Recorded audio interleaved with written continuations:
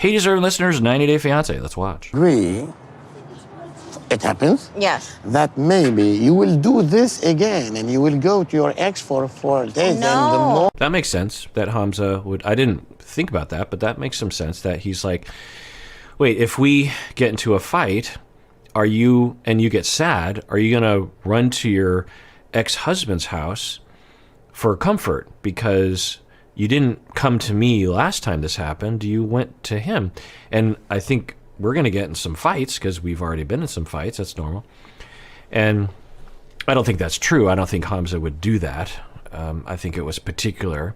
Now, I could see a scenario where she might say, I want the kids to go to his house, or I do want to hang out with him a little bit because he knows what I'm going through and as he's a friend, but I'm not going to spend the night at his house. I could see a scenario where her ex-husband could be an emotional support of some kind. Who knows? Anyway, I also want to point out that the translator, I can't remember, is it translation or interpretation? I used to know this, that at least in the world that I was in, one was written and one was spoken. I'll just say translation. That he is doing what I often would coach translators to do for, I think it was interpreters. I think that's the word we used. In my early career, for the first 10, 15 years, I worked with a lot of different kinds of clients, some of which did not speak English well enough for therapy to work. And so I would have state interpreters who would come to my office and interpret. And the way that they were trained, the professionals, were to be verbatim, because a lot of these interpreters would work in courts, and so it's very important that they don't insert their own words, that they just speak what the other person, they're just like an app. They don't insert their own interpretation on the interpreting, if that makes any sense. And so I would have to change that, because as I'm communicating with a client, and when a couple is trying to communicate, you want some inflection in there, you want some interpretation, you want some you want to understand what the other person is saying. And so sometimes before I coach because some interpreters I worked with for years, and we developed a rhythm and how we worked with each other and with clients. But anyway, and there were many issues that I actually had to work with interpreters on, because a lot of them were not used to hearing intense, just imagine you're just going through your day and you go to court and you're just doing kind of regular interpreting, and then all of a sudden you're at an office where someone's talking about being abused and they're going into detail about the trauma. And as an interpreter that you're not used to hearing that information, you might have traumas of your own. It can be really rough. And I've seen interpreters decompensate, start crying, have to run out of the room because they're just not able to talk about this. I've also seen interpreters get extremely angry at the clients and start screaming in their language at each other. And I'm like, what's happening? Because, there's a lot of intense things that happen in therapy, and interpreters sometimes don't understand how to manage that. Anyway, so I would actually tell interpreters to do what he's doing, which is I want to understand what the client is saying. So don't interpret just verbatim. Try to tell me what they're trying to even if you don't even interpret what they're saying directly, tell me what they're trying to tell me, because you understand culturally, you understand inflection, you understand body language. And so download what they're trying to tell to me. Don't just interpret. And so he's kind of doing that. He's really taking the time to make sure that she understands what he's saying rather than just interpreting. since you are still in a relationship through your messages, so that means that you keep this relationship. We have to have a conversation about our children. Why you are shouting, he says. Because he does not understand. Speak slowly, he said. So I get it. I mean, I get where Memphis is coming. She's just like, do you not understand we have kids together? Yes, we are talking. Now, because they've had conversations like this before, so it is weird that Hamza's bringing that up. Maybe this is a lost in translation issue, but I get her frustration, and I would be yelling too. It's like, do you not understand I have kids? We've been over this before. Yes, we talk because we have kids. Now, she could also say, I get where you're coming from. There's no romantic threat there. I want to be very clear. He is the father of my kids, and so we co-parent together, so there's going to be talk. Also, he's a support person for me. He's a friend, and so we talk on that level too. But there's no threat there. It's important that she reassure him in that way. Let's see what happens. I have to have a relationship with the father of my children.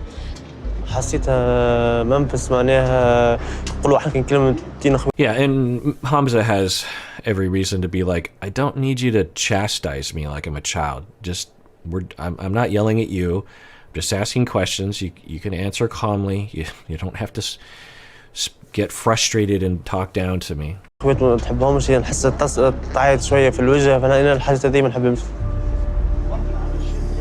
He says, when you speak together, you react in a way that I don't appreciate. So you don't. So you hear that? You hear the spin that the interpreter, he's softening it a little bit. Now, in terms of that way of interpreting, there's a risk there that you won't actually, because one of the ways that an approach to interpreting where you just, in a very unemotional way, just repeat what the other person is saying, is you're not getting yourself involved. You're not being triangulated. But if you start to interpret, now you're kind of like a friend who is trying to help two people work things out. And so Hamza was saying she gets angry too easily.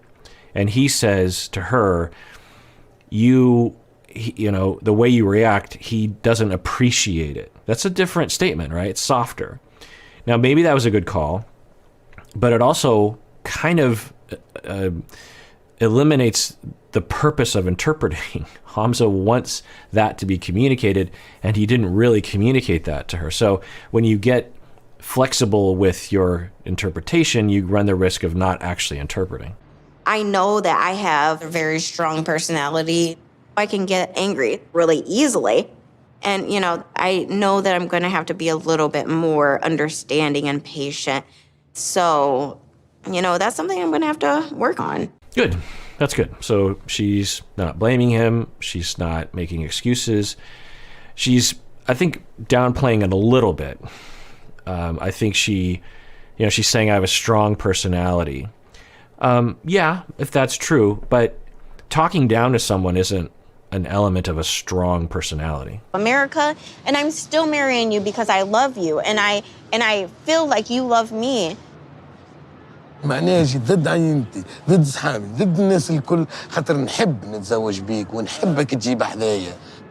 شوف عينيها كيفاش دمها، تشوف، يظهر لي ما نجمش نفسر أكثر من هكا. Right, you see that? The interpreter is saying, look, she's crying.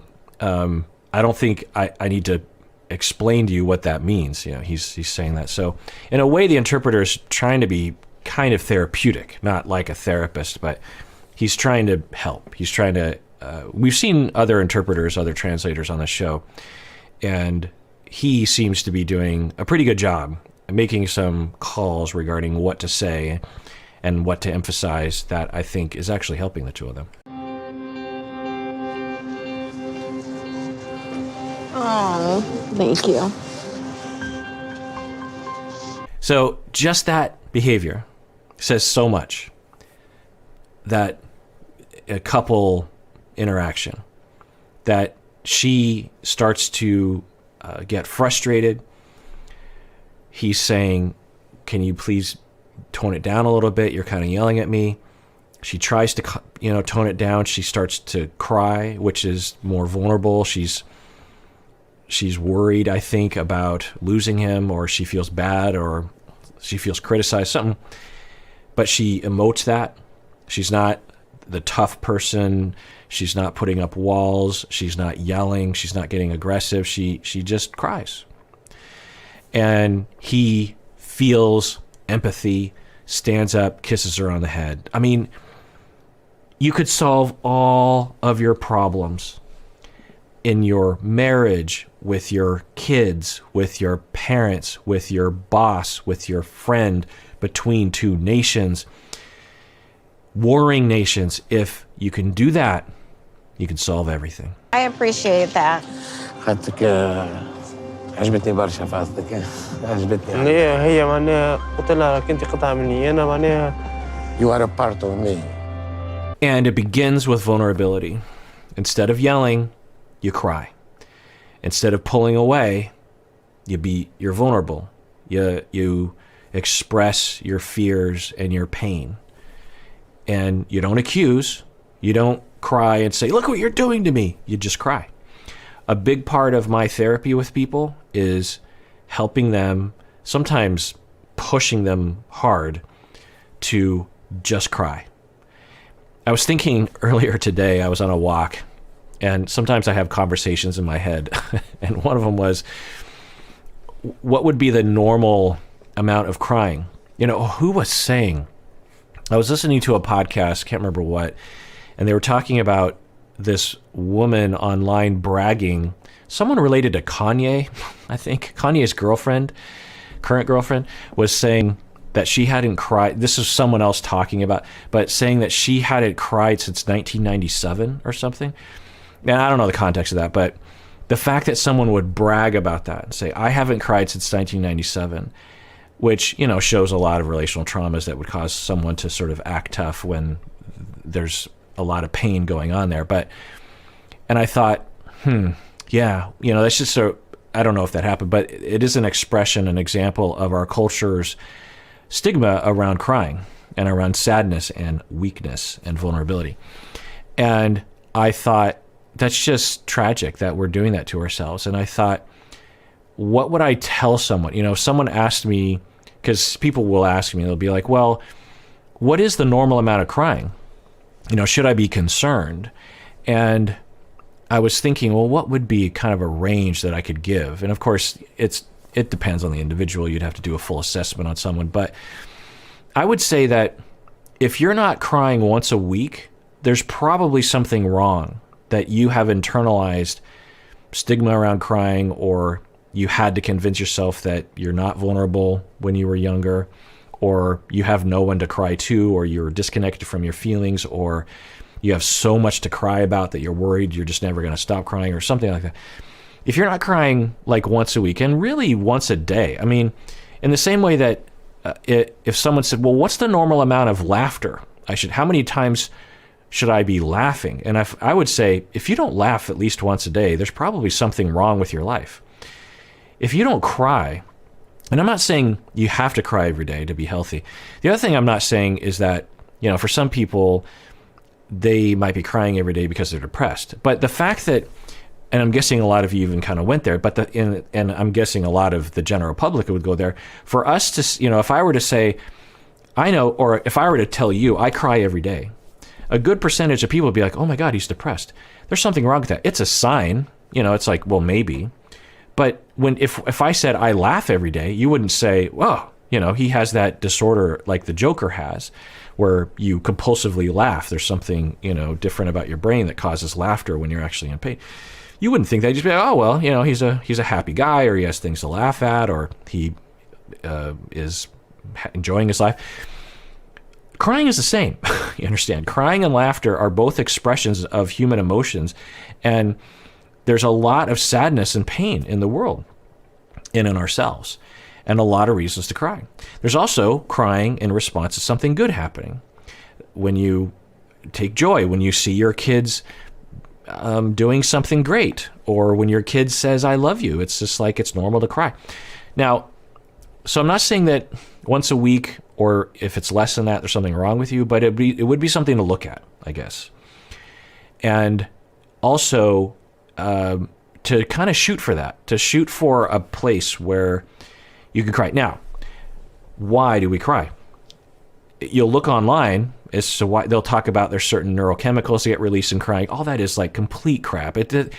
Yes, but it's obvious why we cry. It's obvious why we laugh. It's because it signals to the other person what we're feeling on the inside.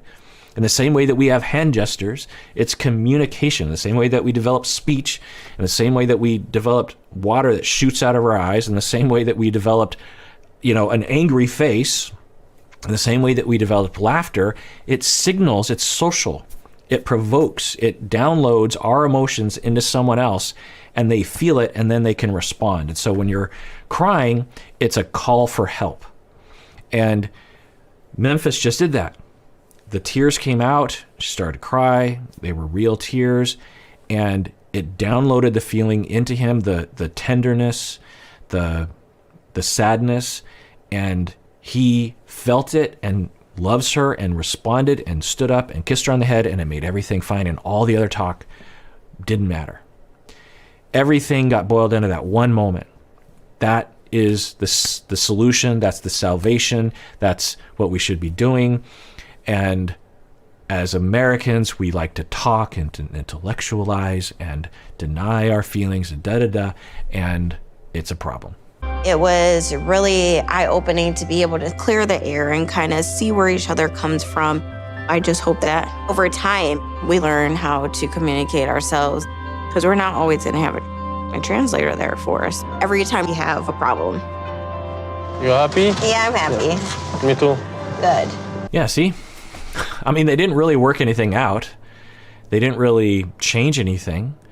They just connected emotionally. That's what marriage is. That's what relationships are. That's what we need.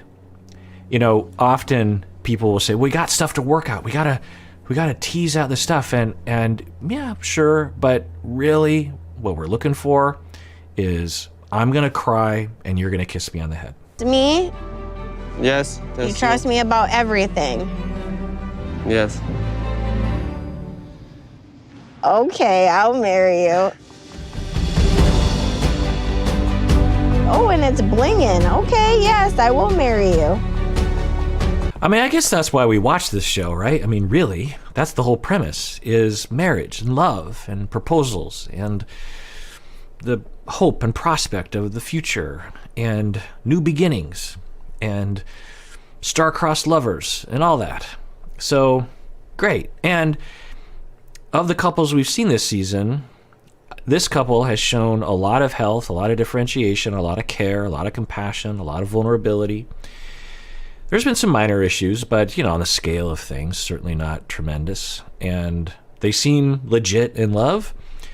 They've shared various different things. She talked about her difficulties when she thought she might not be a nurse because she didn't pass the test and was, I think, extremely depressed. He lied about his age, and, you know, he came forward about that. They've shared bathroom times, famously, bedroom times, shower times, and through it all, they have remained in love and have felt good around each other and given each other the benefit of the doubt, recovered. I guess maybe that's the theme, is that they both would recover very quickly, especially compared to other people on the show, from previous conflicts, right? They would, both of them very quickly say like, oh, okay, you know, and correct, you know. Conflict is okay, being upset is okay, having moments of being triggered is okay, but how fast do we turn it around? How fast do we say, I see, you know, what was happening there. I was in a bad mood a couple minutes ago, but yeah, I can kind of see it now. And they both do that pretty well. Love you too. And I'm just so happy for Memphis, given what I know from what she said about her relational traumas growing up. The triggering that I think she exhibited, the triggering I'm guessing that she goes through frequently, the desperation, the hopes, the dreams, the wanting safety, wanting dedication, wanting loyalty, wanting love, wanting companionship, wanting someone to be there for her. And if she gets it through this relationship, which seems like she is, then I'm really happy for her. Like? Yes, I like. أنا ومنفس مخطوبين لنا مدة مخطوبين أونلاين. نحب نعمل لها سربرايز ونقدم لها خطبة في الرياض. Thank you. All right. Well, that does it for that episode. Everyone out there, please take care of yourself because you deserve it. You really, really do.